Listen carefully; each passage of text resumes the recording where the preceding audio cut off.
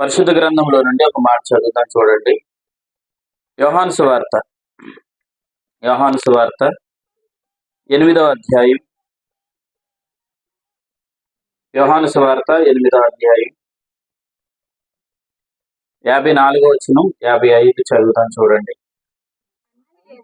అందుకు యేసు, నన్ను నేనే మహిమపరచుకొని ఎడల నా మహిమ వట్టిది, మా దేవుడని మీరెవరిని గూర్చి చెప్పుదురో ఆ నా తండ్రియే నన్ను మహిమపరచుచున్నాడు. ఈ మాట చూడండి. మీరు ఆయనను ఎరుగరు, నేను ఆయనను ఎరుగును. ఆయనను ఎరుగునని నేను చెప్పిన ఎడల మీ వలని నేను అబద్ధకుడనై ఉందును గాని నేను ఆయనను ఎరుగుదును, ఆయన మాట గైకొనుచున్నాను.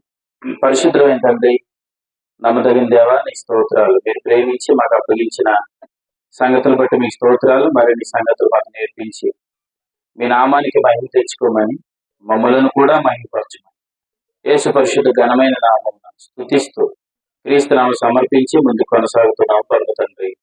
ఆమేన్.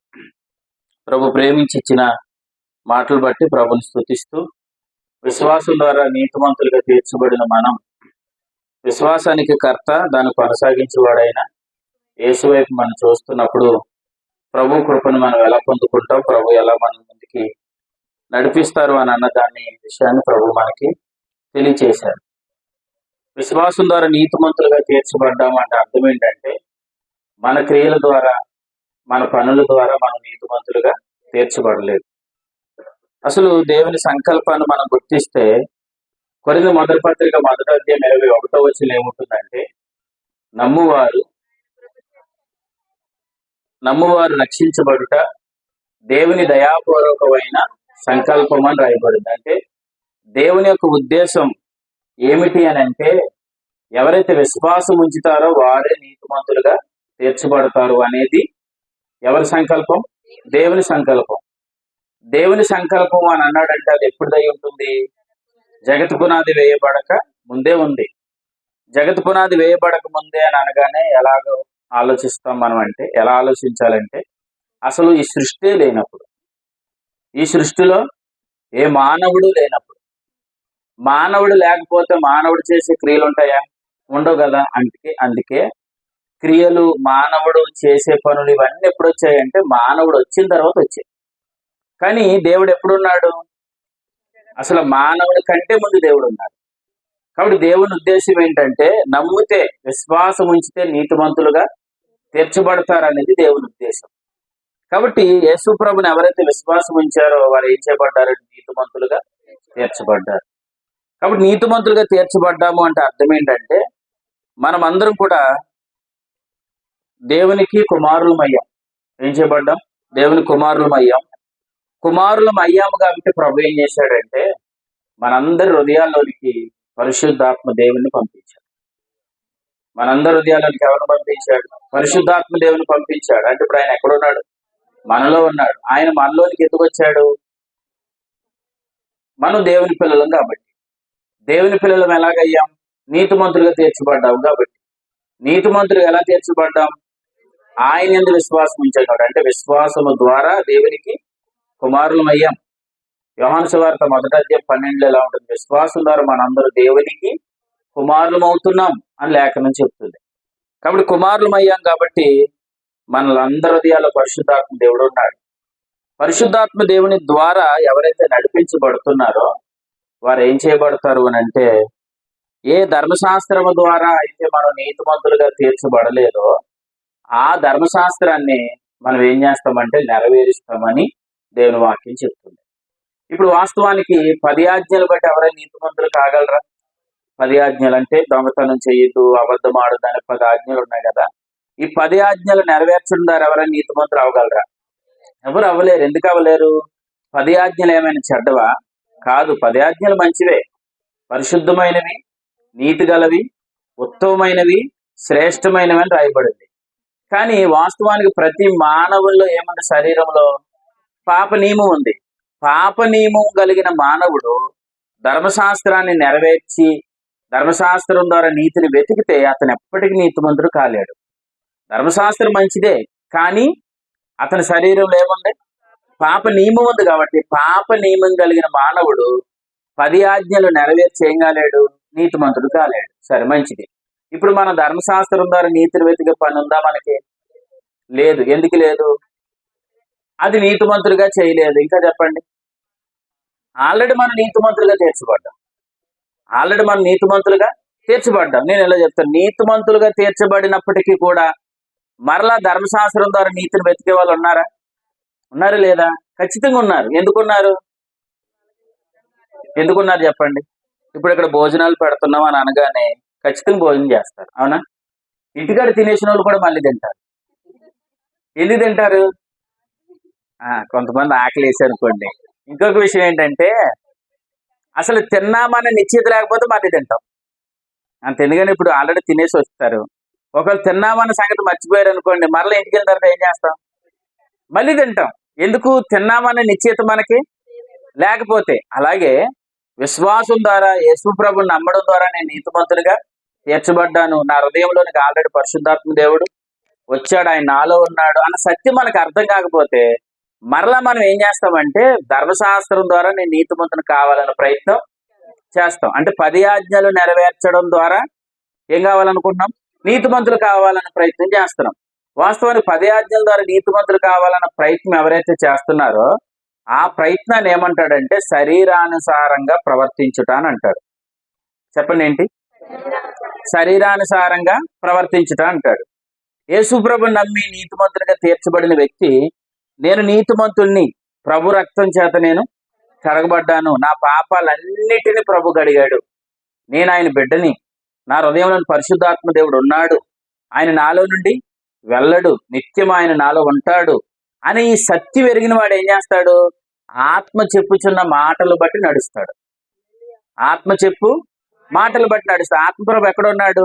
మనలో ఉన్నాడు. ఆయన మనకు చెప్తున్న సంగతులు బట్టి మనం జీవనాన్ని కొనసాగిస్తాం.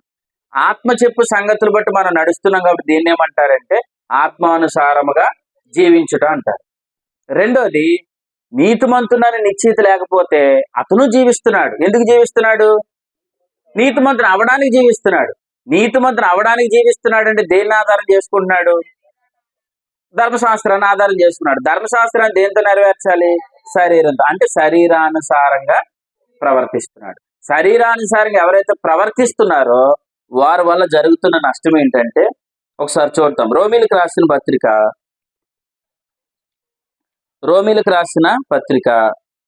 8వ అధ్యాయం. రోమీలకు రాసిన పత్రిక 8వ అధ్యాయం 4వ వచనం చదవండి. శరీరమును అనుసరింపక ఆత్మను అనుసరించి నడుచుకొను మనయందు అని అన్నాడు. అంటే విశ్వాసి శరీరాన్ని అనుసరించి నడుచుకునే అవకాశం ఉంది. చెప్పాలి. ఆత్మను అనుసరించి నడుచుకునే అవకాశం ఉంది. శరీరాన్ని ఎప్పుడు అనుసరించి నడుస్తాడు? నీతిమంతుడు నిశ్చిత లేనప్పుడు. నీతిమంతుడా కాడా? నీతిమంతుడే. పరిశుద్ధుడా కాదా? దేవుని కుమారుడా కాదా? ఆత్మచేత ముద్రించబడ్డాడా లేదా? ముద్రించబడ్డాడు. కానీ ఈ నిశ్చిత లేకపోతే శరీరాన్ని అనుసరిస్తున్నాడు. ఈ నిశ్చిత కలిగిన వాడు ఆత్మను అనుసరిస్తున్నాడు. అదే చెప్తున్నాడు అక్కడ చూడండి. శరీరమును అనుసరింపక ఆత్మను అనుసరించి మనం నడుచుకొని మనయందు ధర్మశాస్త్ర సంబంధమైన నీతి విధి నెరవేర్చబడుతుంది అని అన్నాడు. ఎక్కడి నుంచి? 5 నుంచి చదవండి. ఇప్పుడు 5. శరీరానుసారులు శరీర విషయముల మీద మనసుంతురు, ఆత్మానుసారులు ఆత్మ విషయముల మీద మనసుంచుతారు. ఈ మాట చూడండి. శరీరానుసారమైన మనస్సు మరణం, ఆత్మానుసారమైన మనస్సు జీవమును సమాధానమునై ఉన్నది. 7వ వచనం. ఏలయనగా శరీరానుసారమైన మనస్సు దేవునికి విరోధమైంది. చెప్పండి. శరీరానుసారమైన మనస్సు ఎవరికి విరోధమైంది? దేవునికి విరోధమైంది. ఇప్పుడు ఇతను విశ్వాసే కాదా? విశ్వాసే. నీతిమంతుడే కాదా? నీతిమంతుడే. దేవుని కుమారుడే కాదా? దేవుని కుమారుడే. కానీ ఏ మనసు కలిగి ఉన్నాడు? శరీరానుసారమైన మనసు కలిగి ఉన్నాడు. శరీరానుసారమైన మనసు ఇతనికి ఎందుకు వచ్చింది? నిశ్చిత లేదు కాబట్టి. నిశ్చిత ఎందుకు లేదు?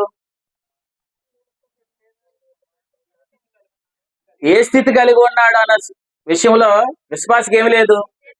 ఇలా చెప్పండి, నిశ్చయిత లేదు. దాన్ని మనం మామూలుగా చెప్పాలంటే క్లారిటీ లేదు. అందుకే సహోదరి స్టార్టింగ్ ఏం చెప్పారు? ప్రభువులో మనకున్న నిశ్చయిత, యేసు ప్రభు ద్వారా మనకు కలిగిన నీతి విషయంలో మనకు కలిగిన స్థితి విషయంలో అందరికి ఏముండాలి? నిశ్చయిత ఉండాలి. నేను క్రీస్తు ద్వారా నేను నీతిమంతునిగా తీర్చబడ్డాను నిశ్చయిత ఉండాలి. నిశ్చయిత లేకపోతే శరీరాన్ని అనుసరిస్తాం. శరీరాన్ని అనుసరిస్తే ఆ మనసు దేవునికి ఏమై ఉన్నది? విరోధమై ఉన్నది అని చెప్పాడు. తర్వాత ఏమంటున్నాడు అంటే చూడండి, అది అంటే ఏది? బాగా చెప్పారు. శరీరానుసారమైన మనస్సు దేవుని ధర్మశాస్త్రానికి లోబడదు. అది ఏ మాత్రము లోబడదు. 8 ఎలా అంటున్నాడు చూడండి, కాగా శరీర స్వభావం గలవారు దేవునిని సంతోషపరచలేరు. అర్థమైంది? అంటే శరీరానుసారంగా ఎవరైతే ప్రవర్తిస్తున్నారో వారు దేవునికి లోబడరు. ఇంకేమన్నాడు? దేవునికి శరీరానుసారమైన మనసు దేవునికి విరోధమైనది అన్నాడు. అక్కడ ఇలా చెప్పాడు, వారు ఎంత మాత్రం దేవుణ్ణి సంతోషపరచలేరు. అంటే మరి వాళ్ళు దేవుణ్ణి ఏం చేయలేకపోతున్నారు? సంతోషపరచలేకపోతున్నారు, దేవుని ఆనంద పెట్టలేకపోతున్నారు. ఇలా అంటున్నాడు, శరీరానుసారమైన మనసు కలిగిన వారు దేవుని ఏమాత్రం సంతోషపడరు. దేవుని ఎందుకు సంతోషపెట్టలేకపోతున్నాం? శరీరానుసారమైన మనసు మనకెందుకు వచ్చింది? నిశ్చయిత లేదు. అంటే ఏ నిశ్చయిత లేదు మనకి? యేసు ప్రభువుని నమ్మినప్పుడు మనకి ఏం కలిగిందో, మనకి ఏ స్థితి కలిగిందో ఆ స్థితి మీద మనకి నిశ్చయిత లేదు. కాబట్టి మీకు అందరికి నిశ్చయిత కలుగును గాక. మీకు యేసు ప్రభు ద్వారా కలిగిన స్థితి విషయంలో మీకు క్లారిటీ ఉండును గాక. అంతే. మీకు యేసు ప్రభువుని నమ్మినప్పుడు మీకు ఏం కలిగింది, ఏ స్థితి కలిగింది అన్న విషయంలో మీకు సరైన నిశ్చయిత ఉంటే మీరు ఖచ్చితంగా దేవుని సంతోషపరుస్తారు. దేవుని సంతోషపరచాలని ఈరోజు అందరి ప్రయత్నం. దేవుని ఎలా సంతోషపరచాలి? తమ్నైల్లో కూడా ఎక్కువ ఏం పెడుతున్నారు? యూట్యూబ్ తమ్నైల్లో దేవుని సంతోషపరచడం ఎలా, దేవుని ఆనందపరచడం ఎలా అని వీళ్ళు చెప్పేది ఏంటంటే, వీళ్ళు చెప్పే బోధ అంతా కూడా శరీరానుసారమైన మనసు బోధే. వీళ్ళు నడిపించేదేమో శరీరానుసారంగా ప్రవర్తించేటట్టుగా నడిపిస్తున్నారు. ఎందుకు? విశ్వాసం కలిగిన స్థితి విషయంలో వీళ్ళు ఏం తీసుకొచ్చారు? కలవరం తీసుకొచ్చారు.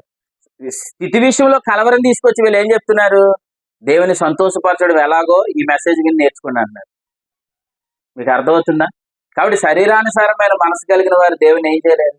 సంతోషపరచలేరు. మీకు ఇంకో మాట చెప్తాను వినండి. ఎవరైతే శరీరానుసారంగా ప్రవర్తిస్తున్నారో ధర్మశాస్త్రాన్ని దేంతో నెరవేర్చాలి? శరీరంతో నెరవేర్చాలి. ధర్మశాస్త్రం మంచిదా చెడ్డదా? 10 ఆజ్ఞలు మంచివా చెడ్డవా? మంచివి. వ్యభిచారం చేయొద్దు అనే ఆజ్ఞ మంచిదే కదండి? మంచిదే. తప్పు చేయొద్దు అనే ఆజ్ఞ మంచిదే కదా? మంచిదే. అబద్ధం ఆడద్దు అనే ఆజ్ఞ మంచిదే కదా? మంచిదే.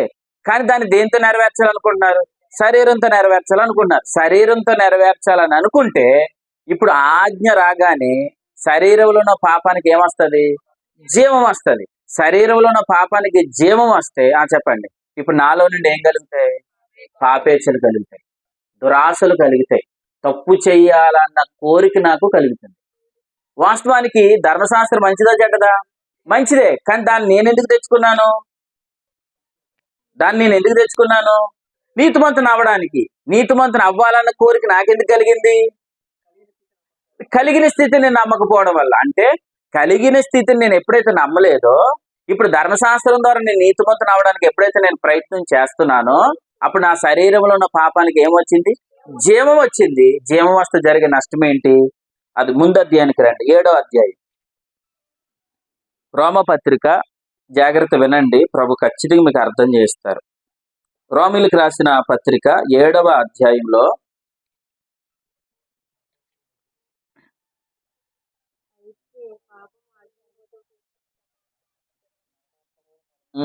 8వ వచనం చదవండి. అయితే పాపము ఆజ్ఞను హేతువు చేసుకొని సకల విధములైన దురాశలు నా యందు పుట్టించెను. అందరూ చదవండి మాట ఒకసారి. అయితే పాపం అన్నాడు కదా, ఇంతకీ ఏది పాపం?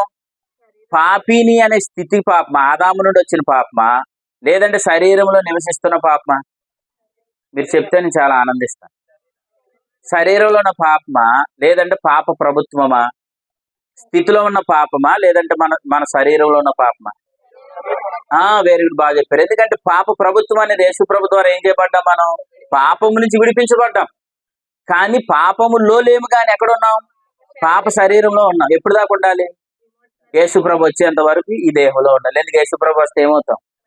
ఈ శరీరం పోతుంది, మనందరికీ మహిమ శరీరం వస్తుంది. అప్పటి వరకు ఈ శరీరంలో ఉండాలి. ఇక్కడ ఏమన్నాడంటే, అయితే పాపము ఆజ్ఞను హేతువు చేసుకొని సకల విధములైన దురాశలు నా యందు పుట్టించిన. అదేంటండి?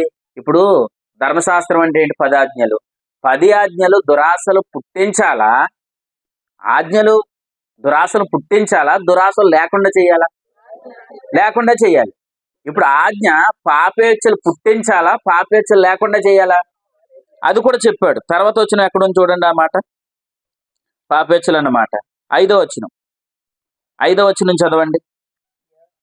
ధర్మశాస్త్రం వలనైనా పాపేచ్ఛలు మన అవయవాలలో కలుగుతున్నాయని అన్నాడు. అంటే వాస్తవానికి 10 ఆజ్ఞల వల్ల అవయవాల పాపేచ్ఛలు పోవాలా, కలగాల? పోవాలి.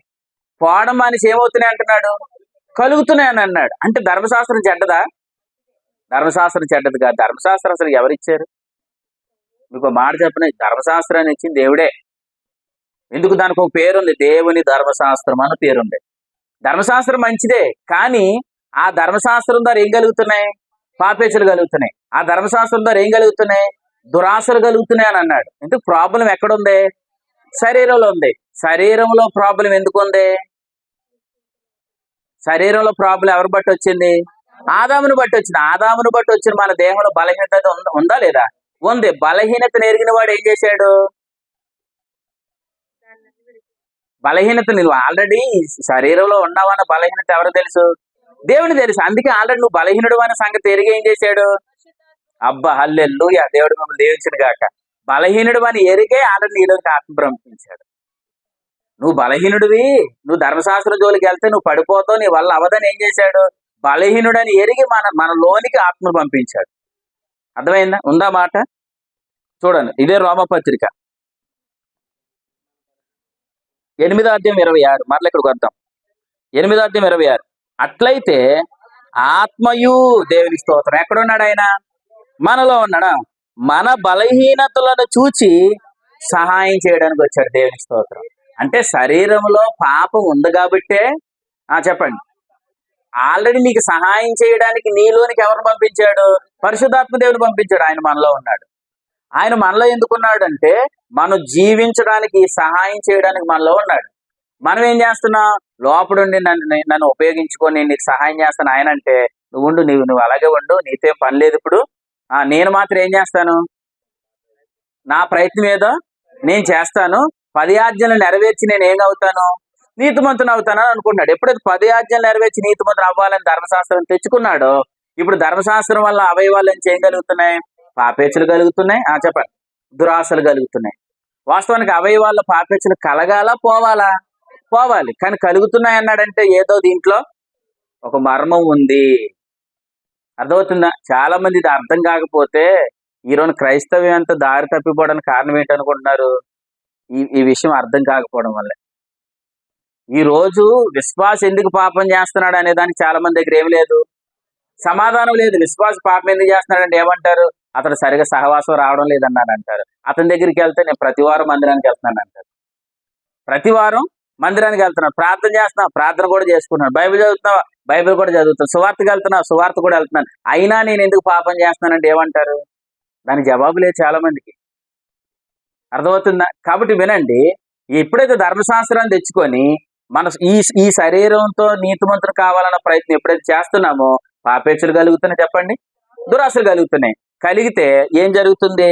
7వ అధ్యాయంలో చూడండి, 7వ అధ్యాయం 7వ వచనం. కాబట్టి ధర్మశాస్త్రము పాపమాయనా. చూసారా? ఇంతగా ధర్మశాస్త్రం కొన్న పేరు చూడండి, కింద ఇలా అంటాడు చూడండి, దేవుని ధర్మశాస్త్రం. 23వ వచనమా, 22వ వచనం చదవండి. అంతరంగ పురుషుని బట్టి దేవుని ధర్మశాస్త్రం, దానికి పేరేంటి? దేవుని ధర్మశాస్త్రం. దేవుని ధర్మశాస్త్రాన్ని ఇప్పుడు 7వ వచనంలో ఏమంటున్నాడు? పాపమాయనా. అంటే ఇప్పుడు దేవుని ధర్మశాస్త్రానికి మంచి పేరు వచ్చిందా, చెడ్డ పేరు వచ్చిందా? చెప్పండి. దేవుని ధర్మశాస్త్రానికి మంచి పేరు వచ్చిందా, చెడ్డ పేరు వచ్చిందా? చెడ్డ పేరు వచ్చింది. దాన్ని ఇంకా కింద చదవండి. కింద ఏమన్నాడు? 10వ వచ్చింది. జీవార్థమైన ఆజ్ఞ నాకు ఇంకొక చెడ్డ పేరు వచ్చేసింది, మరణార్థమైనది అని. ఇంకా కింద చదవండి. 13వ వచ్చింది. ఉత్తమమైనది నాకు మరణకరమైన అని అన్నాడు. ఈ పేర్లన్నీ ఎవరు బట్టి వచ్చాయి? అసలు దేవుని ధర్మశాస్త్రం అని అంత గొప్పగా పోల్చాడు దాన్ని. ఉత్తమమైంది అన్నాడు, శ్రేష్టమైంది అన్నాడు. మరి అంత శ్రేష్టమైన ధర్మశాస్త్రాన్ని ఏమంటున్నాడు? ధర్మశాస్త్రం పాపమాయన వచ్చేసిన చెడ్డ పేరు, ఉత్తమమైనది మరణార్థమైన వచ్చేసిన చెడ్డ పేరు. ఎవరిని బట్టి చెప్పాలి? ఎవరిని బట్టి? శరీరానుసారంగా ప్రవర్తిస్తున్న నిన్ను బట్టే. ఎవరైతే శరీరానుసారంగా ప్రవర్తిస్తున్నారో, స్థితి విషయంలో వాళ్ళకి నిశ్చయిత లేదో వాళ్ళు శరీరానుసారంగా ప్రవర్తిస్తున్నారు. శరీరానుసారంగా ఎవరైతే ప్రవర్తిస్తున్నారో వారు ఎప్పుడైతే ధర్మశాస్త్రాన్ని బట్టి నీతిమంతులు కావాలన్న ప్రయత్నం చేస్తున్నారు, ఆ ప్రయత్నంలో భాగంగా వాళ్ళ వల్ల దేవుని ధర్మశాస్త్రానికి చెడ్డ పేరు వచ్చేసింది. నేను ఒక మాట చెప్తాను. దేవుని ధర్మశాస్త్రం అంటే, దేవుని ధర్మశాస్త్రం అంటే ధర్మశాస్త్రాన్ని ఎవరిచ్చారు? దేవుడే ఇచ్చాడు. అంటే ఇప్పుడు నీ వల్ల చెడ్డ పేరు ఎవరికి వచ్చేసింది? అంటే ఇప్పుడు నేను బట్టి ప్రభు ఆనందిస్తున్నాడు, దుఃఖపడుతున్నాడా? దుఃఖపడుతున్నాడు. అర్థమైందా? స్థితిని ఎరగని ఏ వ్యక్తి కూడా దేవుని సంతోషపరచలేడండి. నువ్వు స్థితి ఎరిగితే నిన్ను బట్టి దేవుడు ఆనందిస్తాడు. స్థితిని ఎరిగితేనే దేవుడు ఆనందిస్తాడు. ఉత్తమమైన ధర్మశాస్త్రానికి మరణార్థమైన పేరు ఎవరిని బట్టి వచ్చేసింది? ఇప్పుడు శరీరానుసారంగా ప్రవర్తించే వారిని బట్టి ఏమొచ్చింది? ఏమొచ్చింది చెప్పండి? చెడ్డ పేరు వచ్చింది కదా. ఇప్పుడు మాట చెప్తున్నాను. యేసు ప్రభుల వారి కాలంలో ఉన్న యూదులందరూ చేసే పని ఏంటి చెప్పండి? ధర్మశాస్త్రం ద్వారా నీతిని వెతుకుతున్నారు. ధర్మశాస్త్రం ద్వారా నీతిని వెతికే వారు అందరూ బట్టి యేసు ప్రభుకి ఏమొస్తుంది? చెడ్డ పేరు వస్తుంది, మంచి పేరు వస్తుందా? చెడ్డ పేరు వస్తుంది. అంటే వారు ప్రభుని ఏం చేయడం లేదు? ఆనందపరచడం లేదు. ఎందుకు? ధర్మశాస్త్రాన్ని ఎవరైతే నెరవేరుస్తారో వారిని బట్టి ప్రభు ఏమవుతాడు? ఆనందపడతాడు. వారిని బట్టి ప్రభు ఏమవుతాడు? ఘనపరచబడతాడు. వారిని బట్టి ప్రభు ఏమవుతాడు? మహిమపరచబడతాడు. అంటే ధర్మశాస్త్రం మనం ఏం చేయాలి? నెరవేర్చాలి. ధర్మశాస్త్రం మనం ఏం చేయాలి? నెరవేర్చాలి. దాని 3 పదాలు చెప్పాడు. 1 దాన్ని నెరవేర్చాలి అని అన్నాడు. 2 దాన్ని స్థిరపరచాలని చెప్పాడు. వాస్తవానికి శరీరానుసారంగా ప్రవర్తిస్తున్న ఏ వ్యక్తి ద్వారా కూడా ధర్మశాస్త్రం ఏమవడం లేదు? నెరవేర్చబడడం లేదు. ఎందుకు? అతడు శరీరంలో పాప నియమం ఉంది. ధర్మశాస్త్రాన్ని బట్టి ఏం కావాలనుకున్నాడు? నీతిమంతుడు కావాలనుకున్నాడు. అప్పుడు ధర్మశాస్త్రానికి ఏమొచ్చింది? చెడ్డ పేరు వచ్చింది. చెడ్డ పేరు వచ్చిందని ధర్మశాస్త్రం స్థిరపరిచాడా? లేదు. ధర్మశాస్త్రం నెరవేర్చాడా? లేదు. అందుకని దేవుని కూడా ఏమొచ్చింది? చెడ్డ పేరు వచ్చింది. దేవుని మహిమపరిచాడా? దేవుని మహిమపరచలేదు. ఇప్పుడు రండి ఒకసారి యోహాను సువార్త 8వ అధ్యాయం. శరీరానుసారంగా ప్రవర్తించే వాళ్ళని బట్టి ఉత్తమమైన దానికి కూడా ఏమొచ్చింది? ఇప్పుడు చెడ్డ పేరు వచ్చింది. యోహాను సువార్త 8వ అధ్యాయం. యోహాను సువార్త 8వ అధ్యాయం 54 చదవండి. అందుకు యేసు, నన్ను నేనే మహిమ పరుచుకొని ఎడల నా మహిమ వట్టిది, మా దేవుడని ఎవరితో చెప్తున్నాడు ఆ మాట? యూదులతో చెప్తున్నాడు. ఇంతకు యూదులు ఎవరు? ధర్మశాస్త్రాన్ని బట్టి నీతిని వెతికేవారు. ఒక పేరు పెట్టండి వాళ్ళకి. ధర్మశాస్త్రం బట్టి నీతిని వెతికే వాళ్ళకు పేరు పెట్టండి. శరీరానుసార్ల. రైట్. ఇప్పుడు చదవండి. శరీరానుసార్లు ఆయన వార్త ఇలా అంటున్నాడు, మా దేవుడని మీరు ఎవరిని గూర్చైతే మీరు చెప్తున్నారో వినండి, నా తండ్రియే నన్ను మహిపరిచాడు. దేవునికి స్తోత్రం. ఆయనే నన్ను ఏం చేస్తున్నాడు? మహిపరుస్తున్నాడు. ఎందుకంటే మీరు ఆయనను ఎరగరు, నేను ఆయనను ఏం చేస్తున్నాను? ఎరుగుదును. మీరు ఆయనను ఏం చేయలేదు? ఎరగలేదు. మీరు ఆయనను ఏం చేయలేదు? ఎరగలేదు. నేను మాట చెప్తాను. యూదులకి ఎవరికి దేవుడు అంటే తెలీదా? యూదులకి దేవుడు అంటే తెలుసా తెలీదా? అబ్రహాం అంటే తెలుసా తెలీదా? మోసే అంటే తెలుసా తెలీదా? అన్నీ తెలుసు వాళ్ళకి. కానీ ఇక్కడ ఏమంటున్నాడు? ఆయనను మీరేం చేయలేదు? ఎరగలేదు. ఆయనను మీరేం చేయలేదు? ఎరగలేదంటే అర్థం ఏంటంటే మీరెవ్వరూ ఆయనను మహిమపరచలేదు. మీరెవరు ఆయన ఏం చేయలేదు? మహిమపరచలేదు. ఎందుకు? ధర్మశాస్త్రాన్ని బట్టి నీతిని వెతికి ఏ వ్యక్తి ద్వారా ధర్మశాస్త్రం ఏమవుదు? స్థిరపరచబడదు. రెండోది నెరవేర్చబడదు. అంటే దేవునికి ఏమి రాలేదు? మహిమ రాలేదు. దేవునికి మహిమ రాలేదంటే దాన్ని ఏమంటున్నాడు ఇక్కడ? మీరు ఆయనను ఎరగలేదు అని చెప్తున్నాడు. మీరు ఆయనను ఏం చేయలేదు? ఎరగలేదు. యేసు ప్రభు శరీరంలో ఏమి లేదు? పాపము లేదు. పాపము లేదు కాబట్టి ఆయన 10 ఆజ్ఞలు ఏం చేశాడు? నెరవేర్చాడు. అందుకే ఆయన ఏమంటున్నాడు తర్వాత? నేనాయనను చెప్పండి. నేనాయనను ఎరుగుదును. దేవునికి స్తోత్రం. నేనాయనను ఎరుగుదును. అందుకు ప్రభు నన్ను ఏం చేశాడు? నన్ను మహిమపరిచాడు. దేవునికి స్తోత్రం. అంటే ఎవరైతే 10 ఆజ్ఞలు బట్టి జీవిస్తున్నారో, శరీరానుసారంగా ప్రవర్తిస్తున్నారో వారెవ్వరు దేవుని మహిమపరచరు. వారెవ్వరు దేవుని ఏం చేయలేరు? మహిమపరచలేరు. దేవుని గణపరచలేరు. దేవుని ఏమాత్రం సంతోషపరచరు. కానీ ప్రభు ఇలా చెప్తున్నాడు, నీ బలహీనతలు ఎరిగిన దేవుడు నీలోనికి ఆల్రెడీ ఆత్మను పంపించాడు. ఆత్మ ద్వారా నువ్వు జీవిస్తే, ఆత్మానుసారంగా నువ్వు జీవిస్తే ఖచ్చితంగా నువ్వు ఆత్మానుసారంగా ఎప్పుడైతే జీవిస్తున్నావో 10 ఆజ్ఞలు ఏం చేయగలుగుతాం? నెరవేర్చగలుగుతాం. ఎలాగో మాట చెప్తాను. ఆత్మ ఫలములో ఒక ఫలం చెప్పండి. ప్రేమ. ఈ 9 ఫలాలు దేని బట్టి కలిగి అన్నాడు? ఆత్మను బట్టి కలిగి అన్నాడు. ఆత్మ ఫలములు అని అన్నాడు. ఆత్మ ఫలము అన్నాడు కదా. ఆత్మ ఎక్కడున్నాడు? మనలో ఉన్నాడు. మనం ఎప్పుడైతే ఆత్మానుసారంగా జీవిస్తున్నామో ఆత్మలో నుండి కలిగే ఫలమే ప్రేమ. ప్రేమ కలిగిన వాడు 10 ఆజ్ఞలు ఏం చేస్తున్నాడు అన్నాడు? నెరవేరుస్తున్నాడు. ఎందుకంటే 10 ఆజ్ఞల్లో మొట్టమొదటి ఆజ్ఞ ఏంటి? నేను తప్ప వేరొక దేవుని ఉండకూడదు. ఆత్మానుసారంగా జీవించేవాడు విగ్రహం జోలికి వెళ్తాడా? వెళ్ళవలసిన పని లేదు. ఇప్పుడు ఆత్మఫలముల్లో ప్రేమ ఉంది కదా. ఆజ్ఞల తర్వాత ఆజ్ఞ ఏంటి? నిన్ను వల్ల నీ పొరుగువాని ప్రేమించాలి. ఖచ్చితంగా ప్రేమ కలిగిన వాడు సహోదరుని ఏం చేస్తాడు? ప్రేమిస్తాడు. వ్యభిచారం చేయొద్దని ఆజ్ఞ ఉంది. కాబట్టి ఇప్పుడు ప్రేమ కలిగిన వాడు ప్రతి స్త్రీని ఎలా చూస్తాడు? సహోదరిగా చూస్తాడు. అంటే ఇప్పుడు ఆజ్ఞను కూడా ఏం చేశాడు? నెరవేర్చాడు. ప్రేమ కలిగిన వాడు అబద్ధం ఆడతాడా? అబద్ధం ఆడు. అంటే ఆజ్ఞను కూడా ఏం చేశాడు? నెరవేర్చాడు. అంటే 10 ఆజ్ఞలు ఇప్పుడు నెరవేరబడ్డాయా లేదా? 10 ఆజ్ఞలు నెరవేర్చబడ్డాయి. కానీ శరీరానుసారంగా నడిచే వ్యక్తి ఏం పూర్తి చేయాలనుకున్నాడు? 10 ఆజ్ఞలు నెరవేర్చాలనుకున్నాడు. కానీ అయ్యిందా? అవలేదు. ఆత్మను అనుసరించి నడిచే వ్యక్తి మాత్రం ఏం చేయగలుగుతున్నాడు? 10 ఆజ్ఞలు నెరవేర్చగలుగుతున్నాడు. అంటే ఇతనిని బట్టి దేవుని ధర్మశాస్త్రం ఏమవుతుంది? మహింపరచబడుతుంది. దేవునికి స్తోత్రం. ఇతన్ని బట్టి ఆత్మానుసారంగా జీవించే వ్యక్తిని బట్టి దేవుని ధర్మశాస్త్రం నెరవేర్చబడింది. కాబట్టి దేవుడు ఏమయ్యాడు? మహింపరచబడ్డాడు. శరీరానుసారంగా ఎవరైతే ప్రవర్తిస్తున్నారో వారిని బట్టి దేవుని ధర్మశాస్త్రం ఏమవుతుంది? చెడ్డ పేరు వస్తుంది. అంటే శరీరానుసారంగా ప్రవర్తించే వారి వల్ల దేవుని ధర్మశాస్త్రం చెడ్డ పేరు వచ్చింది. ఆత్మానుసారంగా జీవించే వారి వల్ల దేవుని ధర్మశాస్త్రానికి ఏం కలిగింది?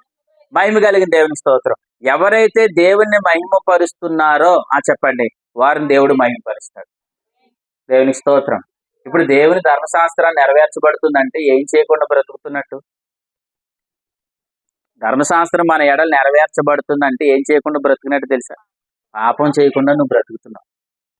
10 ఆజ్ఞలు నెరవేర్చబడుతున్నాయంటే అర్థం ఏంటి? పాపం చేయకుండా జీవిస్తున్నావు. పాపం చేయకుండా నువ్వు జీవిస్తున్నావు కాబట్టి ఆటోమేటిక్ ప్రభు నేను హెచ్చిస్తాడు. ప్రభు నేను ఏం చేస్తాడు? ఖచ్చితంగా హెచ్చిస్తాడు. ఇప్పుడు వీళ్ళు ఏమనుకుంటున్నారు? శరీరానుసారంగా ప్రవర్తించే వాళ్ళు ఏమనుకుంటున్నారంటే దొంగతనం చేయొద్దు, ఆ తర్వాత వ్యభిచారం చేయొద్దు అని అనుకున్నారు. మరి అనుకున్న వాళ్ళు వీళ్ళు వ్యభిచారం చేయకుండా ఉంటున్నారా? ఎవరు? దొంగతనం చేయకూడదు అని అన్నారు. ఎవరు? యూదులు. యేసు ప్రభుల వారి కాలంలో ఉన్న యూదులు. నిజానికి వాస్తవానికి వాళ్ళ యథార్థత ఉంటే, వారిలో సత్యం ఉంటే, వ్యభిచారమందు పట్టబడిన స్త్రీ ఉంది కదా, ఆ స్త్రీ విషయంలో వ్యభిచారం చేసిందా చేయలేదా? చేసింది. చేసినప్పుడు ఎవరెవరిని తీసుకురావాలి? ఆమె ఒక్కరితో చేసింది, ఇద్దరు చేశారా? మరి ఒక ఆమెను ఎందుకు తీసుకొచ్చారు? మీకు అర్థమైందా? ఒక ఆమెను ఎందుకు తీసుకొచ్చి ఆ విషయంలో కూడా వీళ్ళ పక్షపాతమే. ఇంతగా ఆమెను ఎందుకు తీసుకొచ్చారు? ఆమె మీద పగతో కాదు, యేసు ప్రభు మీద నేరం మోపడానికి. యేసు ప్రభు మీద ఎందుకు నేరం మోపుతున్నారు? ఆయన ఏమో ధర్మశాస్త్రాన్ని ఏం చేస్తున్నాడు? ఆయన స్థిరపరుస్తున్నాడు. ధర్మశాస్త్రాన్ని స్థిరపరుస్తున్నాడు. వీళ్ళేమో ధర్మశాస్త్రాన్ని స్థిరపరుస్తున్నామని చెప్తుంటూ ధర్మశాస్త్రాన్ని చెడ్డ పేరు తెస్తున్నారు. మళ్ళీ పైపెచ్చి ఏమన్నారు? మేము మోసే ధర్మశాస్త్రాన్ని నెరవేరుస్తున్నామని అంటున్నారు. యేసుప్రభు అన్నాడు, మీరు ధర్మశాస్త్రాన్ని ఏం చేయడం లేదు, నెరవేర్చడం లేదని చెప్పాడు. కాబట్టి వినండి, ఎప్పుడైతే ధర్మశాస్త్రాన్ని బట్టి మనం జీవిస్తే, శరీరానుసారంగా మనం ప్రవర్తిస్తే దేవుని ధర్మశాస్త్రానికి ఏం చేస్తాం? శరీరానుసారంగా ప్రవర్తించిన వాళ్ళు దేవుని ధర్మశాస్త్రానికి ఏం చేస్తారు? చెడ్డ పేరు తెస్తారు. ఆత్మానుసారంగా ఎవరైతే జీవిస్తున్నారో వారు దేవునికి ఏం చేస్తారు? మంచి పేరు తెస్తారు. అంటే వారి ద్వారా ప్రభుకి ఏం కలుగుతుంది? మహిమ కలుగుతుంది. ప్రభువుకు మహిమ కలుగుతుంది. కాబట్టి ప్రభు ఎలా అంటున్నాడు? అతడు నాకు తెలుసు అంటున్నాడు. అంటే మనం ఆయనను ఏమైనట్టు? ఎరిగినట్టు. మనం ఆయనని ఎరుగుతున్నాం కాబట్టి ఇప్పుడు ఆయన ఏమంటాడు? నేను నిన్ను ఎరుగుతున్నా అంటాడు. దేవునికి స్తోత్రం. అర్థమవుతుందా? ఇప్పుడు చూపిస్తాను చూడండి. యోహాను మొదటి పత్రిక. ఇదే యోహాను గారు పత్రికలు రాశారు కదా. ఆ పత్రికల్లో ఏమని చెప్తున్నారు చూడండి.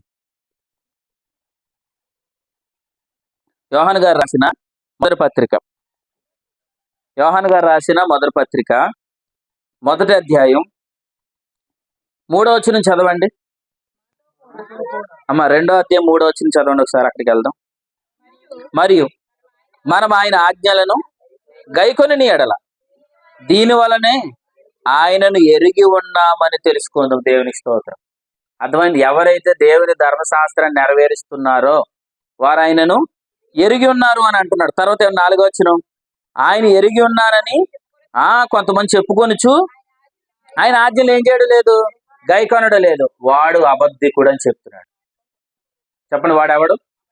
అబద్ధికుడు. వాడిలో ఏమి లేదు, సత్యం లేదని చెప్తున్నాడు. కాబట్టి వినండి, ఎవరైతే దేవుని ధర్మశాస్త్రం నెరవేరుస్తున్నారో వారిని దేవుడు ఏమంటున్నాడు తెలుసా? అతడును నేను ఎరుగుదును. అర్థమైందా? కానీ వీళ్ళు ఏమనుకున్నారు, యూదులు మాకు దేవుడు తెలుసు అని అంటున్నారు, మాకు దేవుడు తెలుసు అంటున్నాడు. కానీ దేవుడిని తెలుసుకున్నారు వీళ్ళు వాస్తవానికి? ఒక మాట అండి, నిజంగా వీళ్ళు దేవుని తెలుసుకున్న వాళ్ళైతే యేసుప్రభుని ఏం చేయాలి? సిలువే చంపేయాలా? ఆయన గొప్ప చేయాలా? ఆయన గొప్ప చేయాలి. గొప్ప చేయవలసిన వారు యేసుప్రభుని ఏం చేశారు? సిలువే చంపేశారు. కానీ ఇంతకు మనల్ని కోరిక ఏమంటున్నాడు అంటే, మిమ్మల్ని నేను ఎరుగుదునని అంటున్నాడు. మీకు మాట చెప్పనా, మనం ఆయనని ఎరగడం వేరు, ఆయన మనల్ని ఎరగడం వేరు. దేవునికి స్తోత్రం. ఇప్పుడు అందరూ ఆయనని ఎరిగిన వారే కదా, యేసుప్రభు నమ్మిన వారందరూ ఆయన ఎరిగిన వారే. మీకు మాట చెప్తాను, మన ముఖ్యమంత్రి గారు ఎంతమందికి తెలుసు? అందరికీ తెలుసు. కానీ ఆయన మనలో ఎంతమంది తెలుసు? ఆయన మనల్ని ఎంతమంది గుర్తిస్తాడు? ఏది గొప్ప సంగతి? మనం ఆయనను గుర్తించడం గొప్ప సంగత, ఆయన మనల్ని గుర్తించడం గొప్ప సంగత? ఇప్పుడు ఇదే దారకుండా వెళ్ళిపోతా ప్రసాద్ గారు వందనాలని అని అన్నాడు అనుకోండి, గొప్ప సంగతే కదా? అంత మందిలో మనల్ని గుర్తించడం గొప్ప సంగతి. ఇప్పుడు ఆయన అభిమానులు చాలా మంది ఉన్నారు. కానీ వినండి, ప్రభు ఏమంటున్నాడంటే, మనము ఆయనని ఎరగడం వేరు, ఆయనలా అన్నాలి, నేను అతడిని ఎరుగుదును, నేను అతడిని ఎరుగుదును. అది ఎప్పుడు చెప్పగలుగుతాడు? మన ద్వారా దేవుని ధర్మశాస్త్రం నెరవేర్చబడుతున్నప్పుడు. మన ద్వారా దేవుని ధర్మశాస్త్రం నెరవేర్చబడుతున్నప్పుడు, గణపరచబడుతున్నప్పుడు, అప్పుడు మన ద్వారా ప్రభుకి ఏమొస్తుంది? మహిమ వస్తుంది. మన ద్వారా ఆయనకి మహిమ వస్తుంది. కాబట్టి ఖచ్చితంగా ఆయన నిన్ను ఎరుగుతాడు. నువ్వు లక్షల మందిలో ఉన్నా ఆయన నిన్ను ఎరుగుతాడు, వేల మందిలో ఉన్నా కూడా ఆయన నిన్ను ఎరుగుతాడు. ఎందుకంటే అందరూ వేరు, నువ్వు ఆయన దృష్టిలో ఒక ప్రత్యేకమైన వాడు. దేవునికి స్తోత్రం. ప్రత్యేకమైన వాడు. ఎందుకు? 100 మందిలోనే మనల్ని ఎవరైనా పేరు పెట్టి పిలిస్తే గొప్ప కదా? అటువంటి ఎంతమంది కోట్ల మంది ప్రజల్లో నువ్వు ఒక ప్రత్యేకమైన వాడు ఆయన దృష్టికి. ప్రభుకి స్తోత్రం. ఎందుకంటే నీ ద్వారా దేవుని ధర్మశాస్త్రం ఏమవుతుంది? నెరవేర్చబడుతుంది. దేవుని ధర్మశాస్త్రం నెరవేర్చబడుతుంది కాబట్టి నీ ద్వారా ప్రభుకి ఏమొస్తుంది? మహిమ వస్తుంది. అందుకే అంటున్నాడు ఇలాగా. మీరు ఆ మాట కూడా చూడండి, ఫిలిప్పీలకు రాసిన పత్రికగా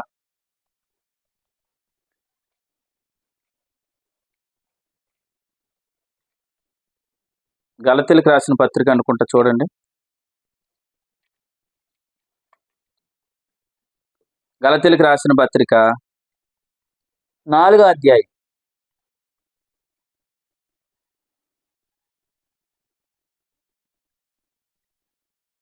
దేవునికి స్తోత్రం. గలతీ పత్రిక 4వ అధ్యాయం 8వ వచనం.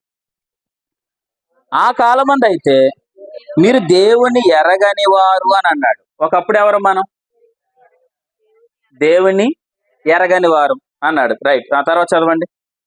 నిజముగా దేవుళ్ళు కాని వారికి దోషులై ఉంటిరు గాని ఇప్పుడు, దేవునికి స్తోత్రం, ఇప్పుడు మీరు దేవుని ఎరిగిన వారు. ఇప్పుడు ఎవరు మనం?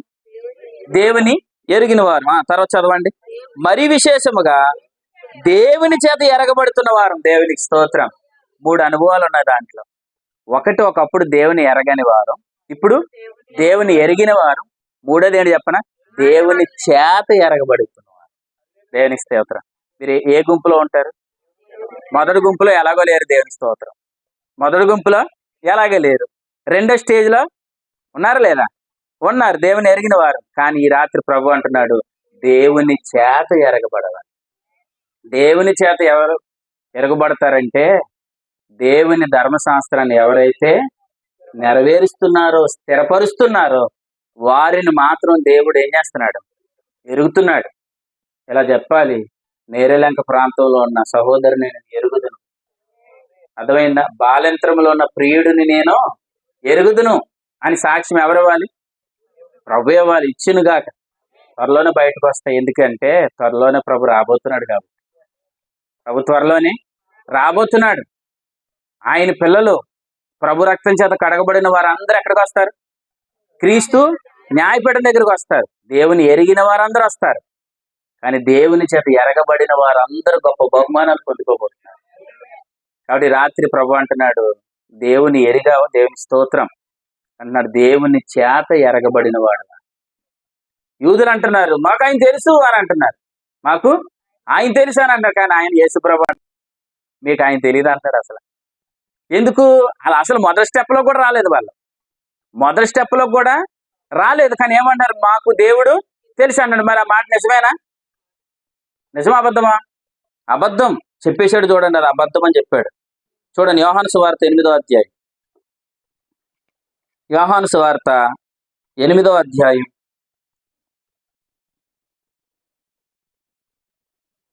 55.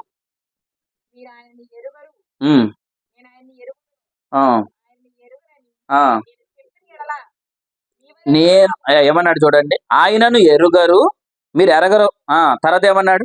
నేను ఆయనను ఎరుగుదును, ఆయనను ఎరగనని నేను చెప్పిన ఎడల మీ వలె నేనేం చేస్తాను? అబద్ధికునై ఉందును, నేను ఆయనను ఎరుగుదును. దేవుని స్తోత్రం. ఆయన మాటని గైకొనిచున్నాను. మీరు ఆయన తెలుసు అని అంటున్నారు, కానీ మీరు అబద్ధికులు అని చెప్పారు. అర్థమవుతుందా? ఈరోజు ఎవరైతే దేవుని ఎరుగుదామని చెప్తున్నారో వాళ్ళందరినీ కూడా ప్రభు అంటున్నాడు, మీరు అబద్ధికులు అంటున్నాడు. మీరెవరు? అబద్ధికులు. మీలో ఏమి లేదు? సత్యం లేదు. యోహాను మొదటి పత్రికలు చదవం, ఏ అబద్ధికులు ఏమి లేదు, సత్యం లేదు. కానీ ప్రభు ఈ రాత్రి మనకు చెప్పాలి, మన అబద్ధికులు కాదు, ఆయనను ఎరిగిన వారు, ఆయన చేత ఎరగబడుతున్నవారు. కాబట్టి ఎవరైతే దేవుని చేత ఎరగబడుతున్నారో ఆయన చివరిగా మాట చెప్తున్నాడు. చూడండి, కీర్తనల గ్రంథము 90వ కీర్తనలో ఒక మంచి మాట చెప్తున్నాడు. చూడండి, కీర్తనల గ్రంథం 91వ కీర్తన 14వ వచనం. అతడు నన్ను ప్రేమించుచున్నాడు గనుక నేను అతన్ని ఏం చేస్తాను? తప్పిస్తాను. అబ్బా, దేవునికి స్తోత్రం. అతడు నా నామము ఎరిగినవాడు. అతడు నా నామము ఎరిగినవాడు. తర్వాత అన్నాడు, కనుక నేను అతన్ని కనపరుస్తాను. దేవుడు ఖచ్చితంగా నేను కనపరుస్తాడంటే ఎందుకు చేత? ఆయన నామము నువ్వు ఎరిగినవాడు. నీ గురించి ప్రభువులా చెప్తున్నాడు, ఇతడు నా నామం ఎరిగినవాడు. అంటే ఇతన్ని నేను ఎరిగానంటున్నాడు. చెప్పండి, మనం దేవుని ఎరుగుట వేరు, ఆయన మనలను ఎరుగుట అనే అనుభవం వేరు. కాబట్టి మనందరూ ఏ అనుభవంలోనికి వెళ్ళాలి? ఆయన చేత ఎరగబడుతున్న అనుభవంలోనికి మనం వెళ్ళాలి. ఆయన అంటున్నాడు, నేను అతను ఖచ్చితంగా గనపరుస్తాను. ఎంత గనపరుస్తాడంటే మన ద్వారా ప్రభు ఎంత మహిమ పొందితే చెప్పండి, మనల్ని అంతగా ఆయన ఏం చేస్తాడు? మహిమపరుస్తాడు. ఇలా ఉంది యోహాను సువార్త 17వ అధ్యాయంలో, తండ్రి నువ్వు నాకు చేతికి అప్పగించిన పని నేను సంపూర్ణంగా నెరవేర్చి నేను నిన్నేం చేసి తిని మహిమ పరిచితిని అని అన్నాడు 17వ అధ్యాయంలో. ఇప్పుడు మనం ఇందాక 8వ అధ్యాయంలో ఏం చదివాం? నా తండ్రి నన్ను మహిమపరిచాడు. నా తండ్రి నన్ను ఏం చేశాడు? మహిమపరిచాడు. అంటే ప్రభు తండ్రిని ఏం చేశాడు? మహిమపరిచాడు. ఆయన ఈయన ఏం చేశాడు? మహిమపరిచాడు. ఎంత మహిమపరిచాడు? భూలోకాల్లో ఉన్న వాళ్ళందరూ కూడా యేసు నామమున వంగి ఆయనకు నమస్కరించేటంతగా ఆయన ఏం చేశాడు? మహిమపరిచాడు. దేవునికి స్తోత్రం. అర్థమైందా? ప్రభు గణపరిస్తే ఎలా ఉంటుంది? ప్రభువే మనల్ని గొప్ప చేస్తే ఎలా ఉంటుంది? అందరికీ తేటగా కనబడుతుంది. మీకు ఒక మాట చెప్తాను, ఆయనకి విరుద్ధంగా వెళ్తే ఖచ్చితంగా దెబ్బలు తగులుతాయి. కానీ ఆయన మాటకు మనం లోబడితే ఖచ్చితంగా ఆయన మనల్ని కనపరుస్తాడు. అర్థమైందా? ఫరోని ప్రభు అంటాడు, మోసే నువ్వు వెళ్ళి నేను చెప్తున్నాను ఈ ప్రజలను విడిచిపెట్టేమని చెప్పు అని అంటాడు. ప్రభు వెళ్తాను సరే, ఇంతకు ఆయన ఎవరో అని అడుగుతాడు. అప్పుడు నేనేం చెప్పను అని అన్నాడు. అప్పుడు ఎలా చెప్పాడు? ఉన్నవాడు అనువాడు అని చెప్పాను అన్నాడు. అనగానే వెంటనే మోసే వెళ్ళి ఏమన్నాడంటే, ఇదిగో ప్రభు విడిచిపెట్టమంటాడు, ఆయన ఉన్నవాడు అనువాడు అని అనగానే ఇలా అంటాడు, అసలు యెహోవా ఎవడు అని అడిగి ఏమన్నాడు? యెహోవా ఎవడు అని అన్నాడు. అప్పుడు వెంటనే ప్రభు అంటాడు, సరే వీడికి ఎలా బుద్ధి చెప్పాలని నేను చెప్తాను, మోసే నువ్వు వాళ్ళ ఊరుకో, నేనంటే ఏంటో ఫరోకు చూపిస్తాను అన్నాడు. నేనంటే ఏంటో ఫరోకు చూపిస్తాను. మీకు మాట చెప్పనా, అసలు ఫరోకు బుద్ధి చూపించడానికే ఫరో హృదయాన్ని కఠినపరిచాడు. ఫరోకు తగిలిన మొదటి 13 అద్భుతాల్లో మొదటి అద్భుతానికి ఏం చేసేయాలి, వదిలేయాలి. వాస్తవానికి మొదటి 13 అద్భుతాల వరకు ఎందుకు ఉంచాడు తెలిసే దేవుడు.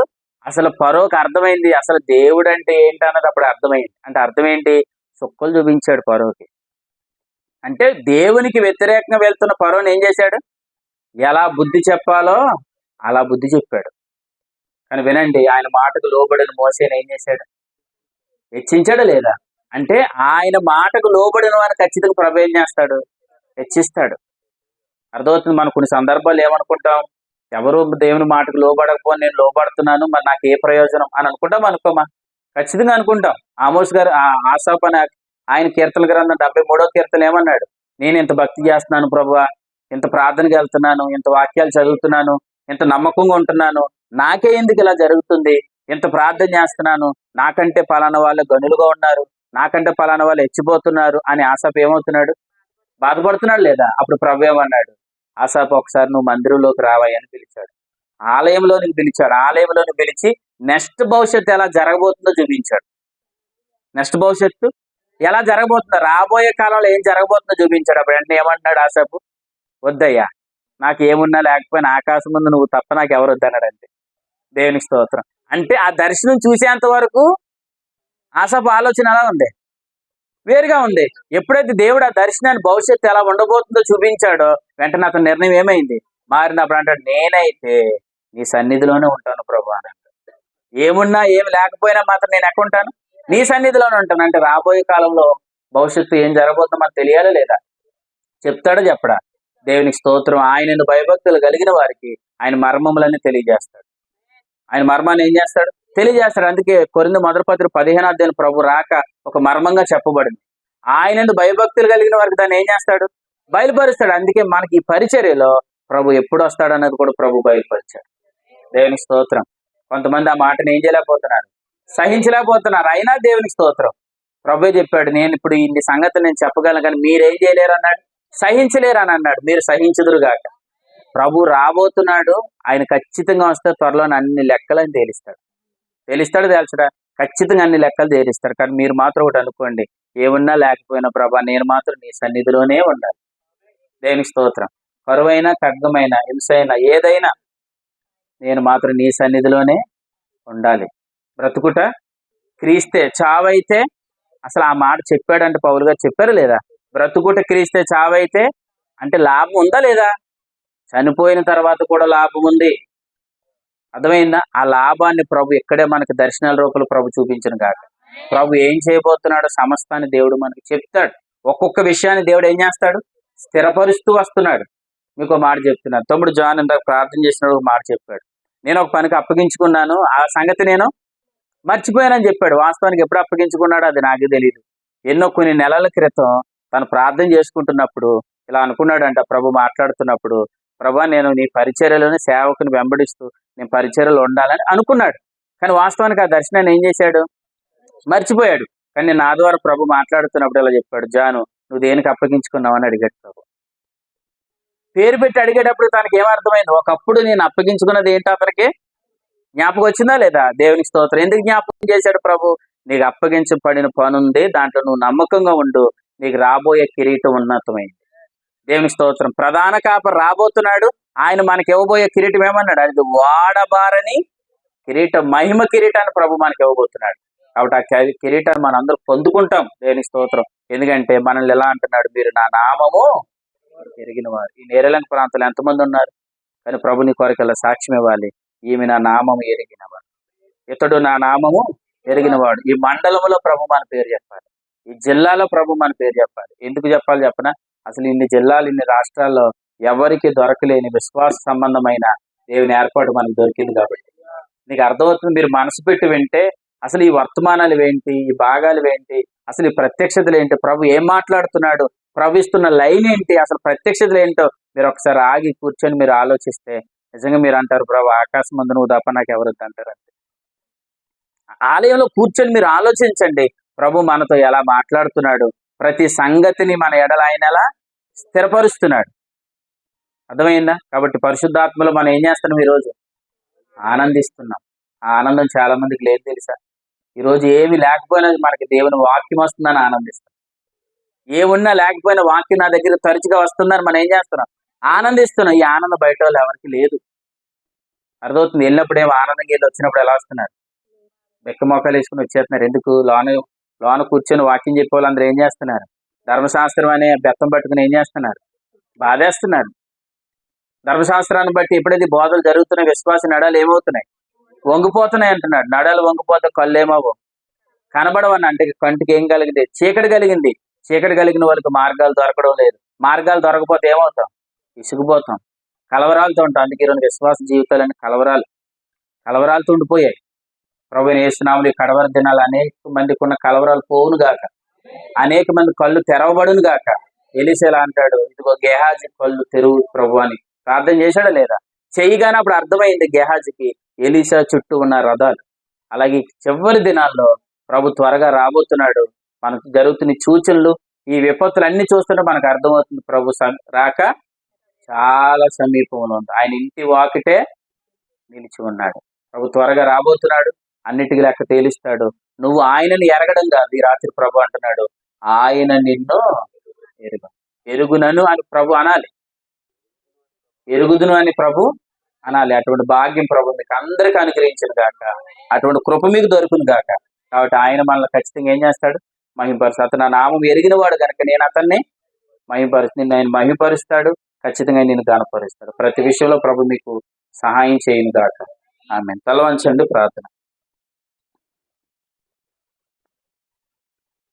ప్రార్థన చేసుకుందాం.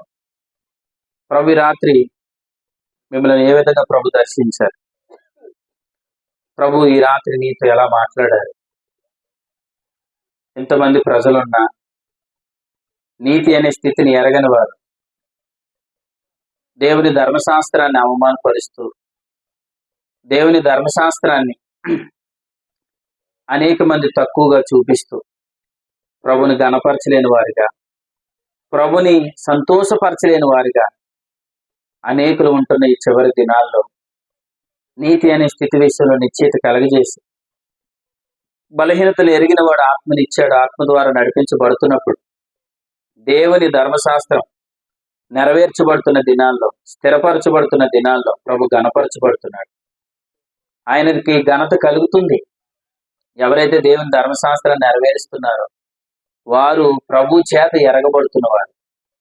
ప్రభులా చెప్తున్నారు, మీరు ఆయనని ఎరగలేదు, నేను ఆయనని ఎరిగిన వాడును గనుక నన్ను మహిమపరిచాడని ప్రభు చెప్పినట్లుగా ప్రభు